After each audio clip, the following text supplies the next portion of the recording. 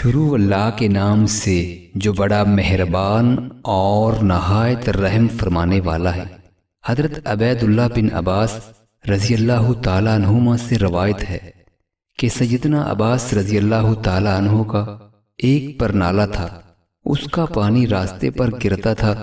ایک بار یوں ہوا کہ حضرت عمر رضی اللہ تعالیٰ عنہ نے جمعہ کے دن لباس پہنا اور وہاں سے گزرے۔ ادھر حضرت عباس رضی اللہ تعالیٰ عنہ کے 2 چوزے ذبح کیے گئے تھے۔ جب حضرت عمر رضی اللہ تعالیٰ عنہ پرنالے کے نیچے پہنچے تو چوزوں کے خون والا پانی ان پر گرا۔ حضرت عمر رضی اللہ تعالیٰ عنہ نے اس پرنالے کو وہاں سے اکھاڑنے کا حکم دے دیا اور خود واپس گھر لوٹ کر کپڑے تبدیل کیے اور پھر تشریف لائے اور لوگوں کو نماز پڑھائی۔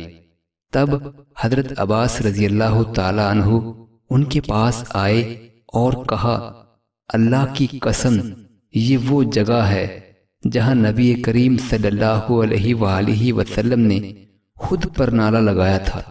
یہ سن کر حضرت عمر رضی اللہ تعالیٰ عنہ نے حضرت عباس رضی اللہ تعالیٰ عنہ سے کہا، تو پھر میں تم سے پرزور بات کرتا ہوں کہ تم میری کمر پر چڑھو اور اس پرنالے کو اس جگہ پر نصب کر دو جہاں رسول اللہ صلی اللہ علیہ وآلہ وسلم نے لگایا تھا۔